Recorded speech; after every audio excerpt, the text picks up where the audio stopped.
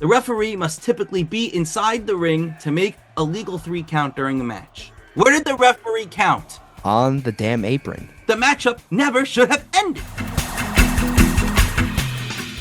Ladies and gentlemen, boys and girls, welcome back to season 4 of the Ramblin' Bout Wrestling podcast. I am your host. I'm back and I'm better than ever, Nick Pearl. And today I'm joined by my cousin's boyfriend, a very nice guy. Me and him, we hit it off. We went on a very nice date to Saturday night's main event the other night. I'm joined by Colin. Colin, how we doing? I'm doing phenomenal. Thank you for having me, Mr. Nicholas. Oh, I just like listening to your voice. Oh, stop. It's so Stop it. soothing. Oh, don't do that. No. She's on the bed back here. She's gonna get upset that I'm flirting in front of her. Why does it keep turning red? I don't know why it keeps turning red. Did she see that too? Yeah, she's like, maybe it's the light on my desk, but if I turn the light on my desk off, No, then it's like sepia. yeah, I don't know. So Saturday night's main event. Yeah. We're going to get into all of our thoughts and everything. But first of all, I just want to thank you again for driving my little sick belly, my freaking stomach virus. It's okay. It's okay. You're gonna pay for my medical bills when I eventually go into Stony Brook University for whatever unknown disease you gave me in the car. Nah, you're fine. But no, it was my pleasure. It was a great time. Parking got me good, but it was a great time. Yeah, we couldn't find the car when we got back out. It's a good Oh, thing I took a picture. Good thing I took a picture of the screen at the front of the building. oh, thank Or God. else we never would have found that angle. That would have been like a 40-minute ordeal trying to find my car. That would have been insane. Biggest mistake of the night, going and waiting on that line outside and not having a jacket. We had our Oh, sweatshirts, but why do we think that was a good idea? I don't even think I wore a sweatshirt. You had something on. I had like a weird sweatshirt t-shirt combo thing, but I was not expecting it to be that cold. That was brutal. It started to hurt after a while. 15,000 people. 15,000. It was like 15,080 something. Something along those lines. I think it had to end up being a sellout because Oh, we were waiting online. There were like 60 tickets left. yeah, when we were waiting online, and even when we were inside after our 40-minute ordeal waiting outside, the line was still wrapped around the building. I couldn't believe that. People are insane. If it's cold, I understand not getting there, wanting to stand, but you're still going to have to stand there the same amount of time at the end of the day, Oh yeah. especially if you want to get there for bell time.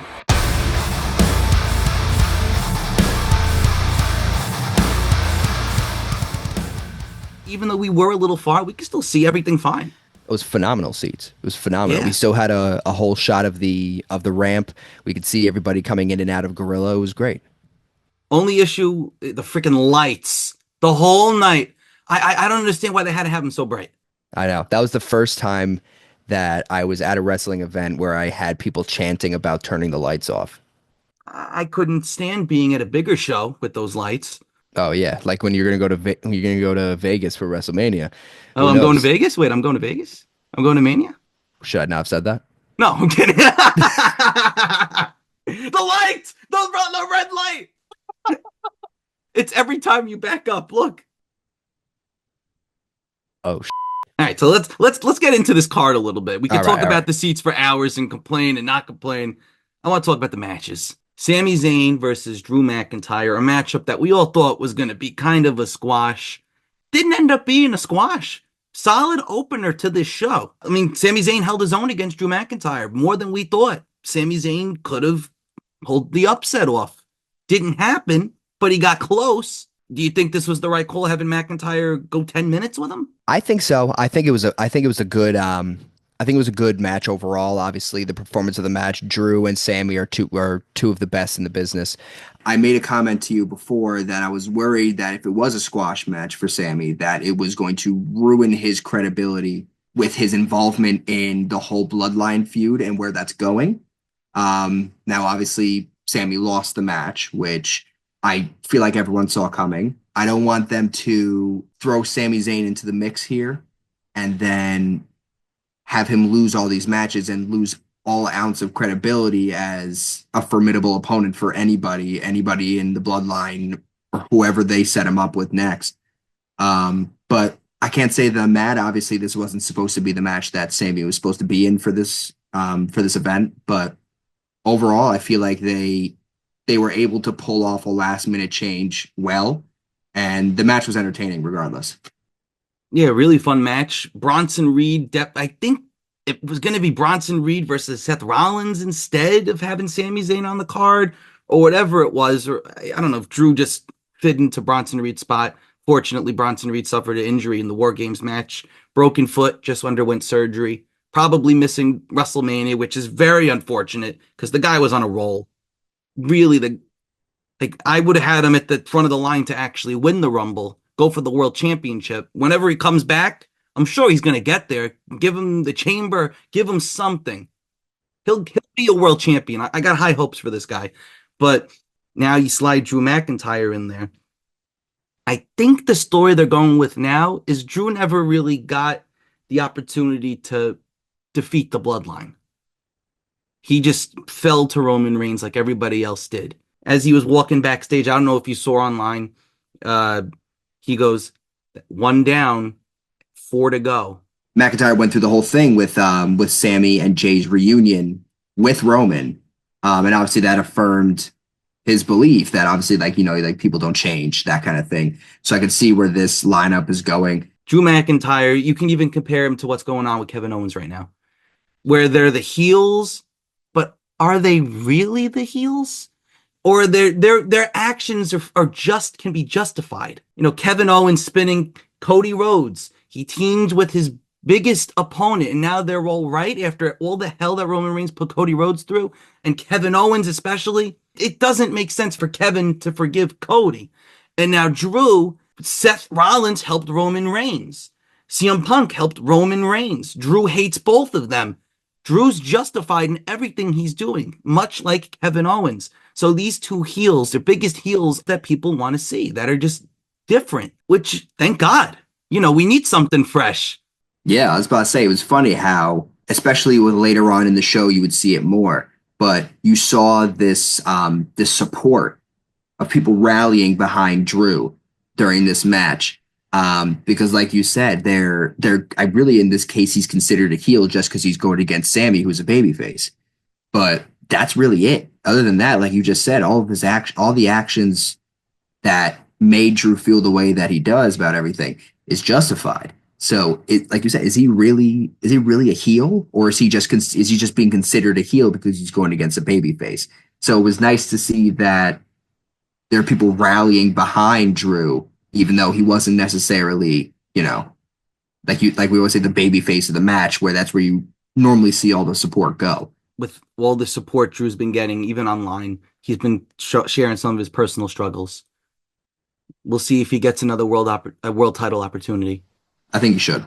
He definitely deserves it, but if it happens, remains to be seen. But the longer you keep him away, the more people are going to want to see it. So it's long build. We'll see how we get there. Moving on to the women's world title match.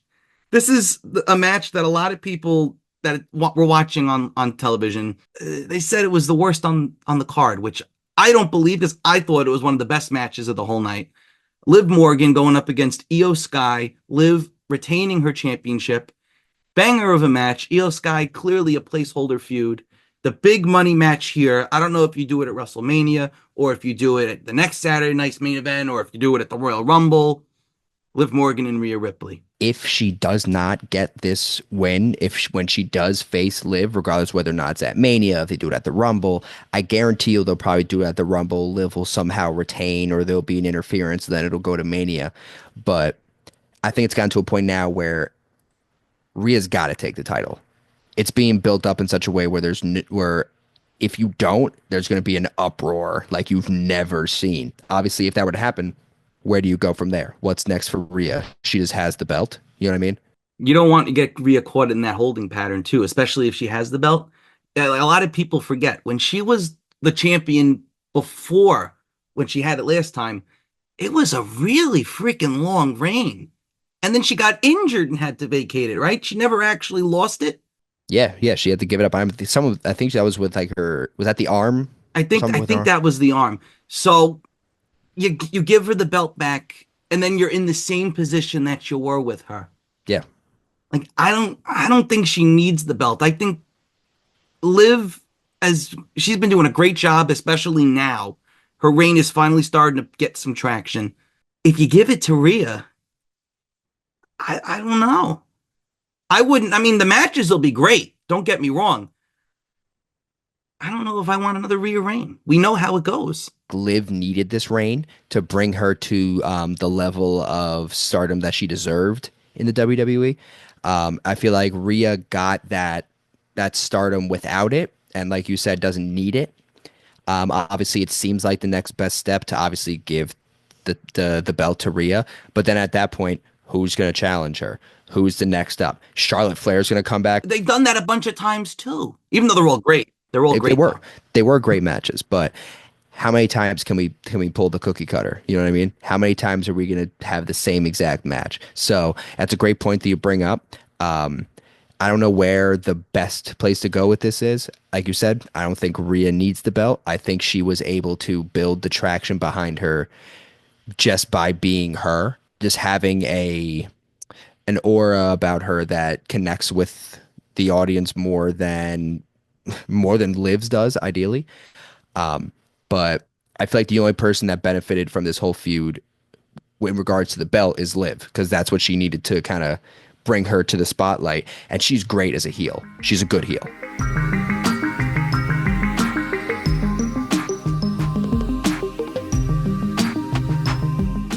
Moving on to a title reign that a lot of people recently, which I'm kind of shocked by, have been saying has been a little stale compared to his Intercontinental Championship reign. You got Gunther defending that World Championship against Damian Priest and Finn Balor. It was supposed to be a singles match between Gunther and Finn Balor, one that we were supposed to get a couple of years ago back at NXT UK Takeover. Nah, let's put Damian Priest in there. So I'm sure we'll get the match eventually. For a house show match, this was good. That's how I compare it to. Finn obviously in there to take the pin, which is exactly what happened. Priest looked good. The finishing sequence, I love how Gunther just spams finisher. All he does, powerbomb, powerbomb, powerbomb, clothesline. Like, It's there's good. nobody else that does it like that. Dude, Gunther is he's a freak. There's he's one of a kind, and it's not even just his character, it's his in-ring performance. No one is he's very good at being himself. He has his thing. It's not strong style. He's not a high flyer. He's got his thing, and he is so damn good at it that every time I watch a match of his, I'm always just like in awe with how he performs and how his chops. There's no one chops like him right now. It's just I'd be shocked if anybody chopped like him. I know, dude, that one chop specifically, we heard that from the section we were in. That was brutal. Oh my God. And you look at their chests after. Oh my God. But You I couldn't feel pay like me enough to take that. oh my God, I couldn't even, I don't even want to take one. Mm-mm. No thanks. I feel like Gunther retaining was made the most sense in regards to the storyline of how or where he is in his title reign. I do agree that I feel like this title reign is not as ambitious as his last. But overall, he's a phenomenal in-ring performer. They all are, and I feel like the match ended where it should have. These three come January with the Netflix deal. They may be on different shows. You could have one on Raw, one on SmackDown, one on NXT. They might not be able to do another match involving these three for another year or two. If we're lucky, could even be longer than that. I'm pretty here for the time.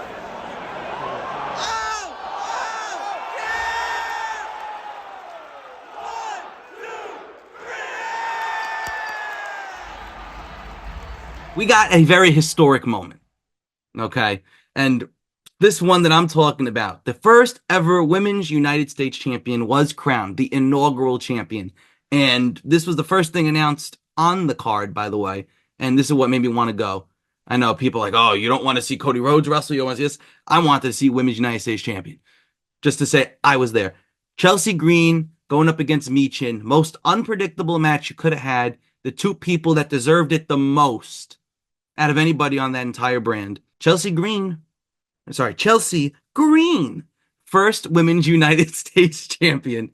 A lot of it was rushed. I'm only going to remember the finish where Chelsea did the she flipped over the top and hit the unprettier. I can't do that. But I feel like that counter was something new. It was a counter that I haven't seen a counter like that in a long time. I haven't seen a counter like that since they threw JD off the top of the War Games cage and Randy hit him with the RKO. I haven't seen a counter like that where I was like, "Oh, that was sick." And I could see that being a future spot going forward because correct me if I'm wrong, but I don't believe she's done a counter like this with her finisher ever. Was it a little rushed? Yes. Was the outcome what everyone wanted? Yes. 100%. I honestly thought going into this, Michin was going to pull it off, but then Chelsea did get some momentum. She defeated Bailey. Like, Bailey's a former women's champion, and Chelsea hadn't been beating anybody before that. So, she kind of just, Chelsea, you know what? Here, throw you in the water. Try to float. And she did. Crowd, I thought was going to be split 50-50, but every overwhelming support for Chelsea Green. Everybody in the building. Overwhelming. The pop when she got that pin. Yeah, Goosebumps. it was. Goosebumps. It was. I was very surprised. Like you said, I was expecting it not to be as 50-50. Like I knew people were really favoring Chelsea for this one, me as well. But the amount of people that were behind her and seeing the overwhelming reaction of the 15,000 plus people in that arena when she got the full 3 count was insane. And I'm happy that she's finally getting some more recognition. And I feel like with Chelsea Green, there is obviously she's with Matt Cardona. And I feel like she tended to be her run kind of threw her in the shadow of Matt Cardona, regardless of him being in indies and her being in the biggest wrestling entertainment business in the world. She was still kind of in that shadow. And I feel like now she's getting that ability to step out of that shadow and make a name for herself instead of just being known as Matt Cardona's wife. You know what I mean? It's not like she hasn't had the opportunity to try and shine, but every other time that she's had it, like she in NXT, she had a match, she hurt herself. She was out. Then she gets called up to SmackDown. First match on SmackDown, she hurts herself. Then she gets released. No injuries anymore. Now she's got a championship, inaugural champion. Let's see what she can do. Regardless of whether or not the reign is going to be long or it's going to be short, it's going to be memorable or it's not. She's gonna get a push out of this, and she's gonna get an attention out of this that has never been able to get on her own. So I feel like regardless of how this reign ends, the fact that she was the first inaugural Women's United States champion is gonna set her up for such bigger things down the line. Chelsea Green, put her on that pedestal. You will always and forever be known as the first ever WWE Women's United States Champion. USA. USA. USA.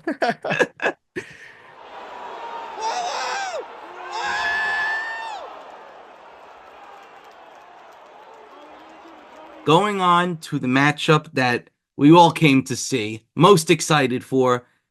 People probably thought I was kind of dumb for thinking that Kevin Owens was going to walk away with the championship, but I convinced a ton of people that was going to happen. You had me for a little bit. I did. I mean, it made sense. Kevin Owens taking away the Winged Eagle belt that Cody wanted to bring in. Look, it doesn't matter. I'm getting all aggravated. Cody Rhodes defeats Kevin Owens in a 12-minute match. Not as good as their prior match, but the moment at the end is what we're going to talk about. And the finish is so stupid. I got to pull this up in the text messages, Colin, because Kevin Owens, he was cheated. Jesse the Body Ventura clearly can see what most cannot. Owens cheated by the refs. And if you look at the official rule book by ChatGPT in WWE, this is an official rule. The referee must typically be inside the ring to make a legal 3 count during the match. In standard matches, that is the case. Where did the referee count? On the damn apron. He counted on the apron on the outside of the ring. Therefore, the matchup never should have ended. Kevin Owens should not have been pinned by Cody Rhodes in that moment. Also, Kevin Owens got hit He never hit Cody with the steel chair. Cody Rhodes used the steel chair to cheat. Kevin's not wrong. Kevin's in the right. There's got to be an angle to that. You know that's going to be brought up later. But of course, they're going to end it in the most lackluster way possible. Kevin coming back and completely destroying Cody, I felt like was perfect. I felt like it was exactly what the people wanted. The most lackluster finish I think I've ever seen at a live show. Just ending the match out of nowhere. It was confirmed. This is on WWE's X page, by the way, formerly known as Twitter. It was confirmed that Cody Rhodes suffered cervical swelling and was kept overnight at a local hospital for observation. While x-rays were negative for a fracture, Rhodes has been officially diagnosed with axial compression of the cervical spine as well as cervical strain with spasm. Oof. Does not sound fun. This may be their way of taking the belt off of him and actually having Owens be the champ. It could be a genius way of taking him out of the picture, something nobody thought would happen, especially leading into WrestleMania, where Cody was most likely going to be dancing with The Rock. If you look back to The Rock and Cody Rhodes when they had their in-ring segment the last time, well, not the last time, second to last time The Rock was in the ring, Rock said, whether you're champion or you're not champion, The Rock is going to come back for you. I think that's genius. Cody Rhodes still gets that marquee match, still gets the WrestleMania main event. Kevin Owens can win the WWE Championship, have a short reign, feud with Randy Orton for the belt. Cody could still have that Randy Orton feud that we knew we were going to have, and Cody could just get the belt off of Orton. Owens will just they'll just flip-flop the belt a little bit. Usually, I don't like flip-flopping the world title. In this case, we haven't done it in a while. What the hell? Let's do it. Now, here's my thing. It's a great idea to pull Cody out of the limelight. Now, not obviously not just as a way to rip the title off of people, but to remind people, hey, WWE's got more people than just Cody. And obviously, Cody's great. Cody's phenomenal. We all know who he is and his importance to WWE. Not just him, but the Rhodes family. But the removal of Cody from the picture brings so many possible ideas and storylines and feuds that are going to create memorable moments, whether or not it's at Mania or Rumble or whatever. So, like you said, I feel like Cody being removed from the limelight and either having him relinquish the title and have it put up for grabs, and have, whoever fight for it is a good idea. They got to be careful with how they go about this now, because the package pile driver been banned from WWE for years. They're booking it as if it's the most dangerous move you could ever hit on a person. Randy Orton got hit with it how many weeks ago? It's 2-3 weeks ago. 2 or 3 weeks ago? Yeah. So if in reality, Cody can't come back before Orton, it wouldn't No. make sense. Cody's attack was more brutal. At least in my eyes, it was. Yeah. Orton would have to come back first. But if this is the most dangerous move that you can take, if this is on the level of the Tiger Driver that Will Ospreay does, this move needs to keep them both out for a long period of time. Perfect for Kevin Owens to have a short reign as world champion. He's taken out all the competition.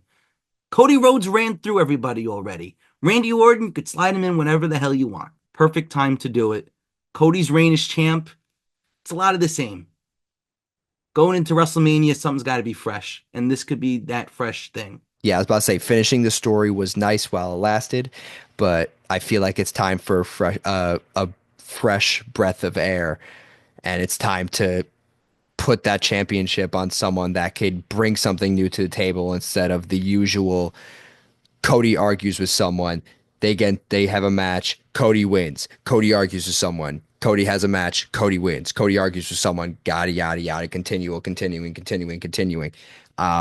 But I would like to see somehow how they're gonna give the title up. I don't know if they're gonna do a what's called relinquishing thing where he's gonna come out and be like, I can't wrestle for whatever amount of time, throw the title up, have a match to determine who the number one contender is, and then or who the next two people are to take it. Kevin Owens obviously being one of them. but I think it's about time that the Cody reign ends. And I think it's important for Cody's character that it does so that people don't get tired of him. I don't want them to Roman Reigns him, where they just over push him and overbook him to the point where people are nauseated by the thought of Cody Rhodes. And you can't have him like a Super Cena either. No. I'm in favor of stripping him. Honestly, people may not like it. Sorry. Overall thoughts of this show, it was just a fun time. Yeah, it was overall, it was great. It was nothing, it didn't overstay its welcome. Did it feel rushed? Yes. But even with the 5 matches and even with the time that they were given, they still, I feel like they made the most of it in most of the matches. And I felt like there was still something memorable to pull away from that night. Yeah, and I had a great time sitting next to you. Oh, stop. There's going to be a lot more in our future. 100%. I can't wait to start going to these indie shows again. Oh, yeah, I'm going to take you all over the place. Oh, I can't wait. It's going to be great. We're going to hold hands. I'm going to make my cousin jealous. Oh, it's going to be great. I think she's asleep. She fell asleep. We bored her to death. I think we may have bored her to death. I can't believe it. So Saturday night's main event, big success. The first one live on NBC in a very, very long time. Colin, where can we find you? Because I know you're a musician. I am. Oh, we're getting a plug now. I'll Well, get you a plug. I'm a nice guy. I appreciate it. Well, obviously, you could find me myself on Instagram. It's gonna be my first name Collin, last name Klein, like Calvin with 3 N's. So it's Kleinn. I am the guitar player in a local metalcore band called Desolate Sun. You could find us online anywhere at Desolate Sun Cult. And yeah, that's it. We're on everything. You can find us on Spotify. You should listen. I think you should. I think you should. I don't. If you listen to the Rambling About Wrestling podcast on Spotify, you should go right over and listen to Colin right after. I think you should. I think you should. It's a seamless transition. You could put it in the queue. I'm just saying. Oh, speaking of transition, maybe I'll make that one of the transition songs in the episode, or maybe the outro song if you want to send me one. Oh, I could definitely send it to you. I can do that. I'll send that over to you 100%. Send me a good one. Do you have send me a good one. Oh, we got good ones. I'll send you a good one. Send me a good one. All right. So by the time you're hearing us talking about this, there will already have been transition music made by Colin and his Oh band. yeah. Oh yeah. Credits to the man himself. Who is that? Who is that? Who? Who are we talking about, Colin? I think that's me. Wait, what was your band again? Desolate Sun. Oh, Desolate Sun. Thank you all for popping on to season 4, episode 1 of the Ramblin' About Wrestling podcast. I have been your host, as always, Nick Pearl, joined once again by Colin, my cousin's. I like this guy a lot. My cousin's boyfriend.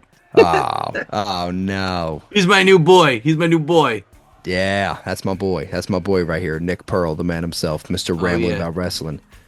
There you go. We'll catch you on the next one, guys. Let's keep rambling, everybody.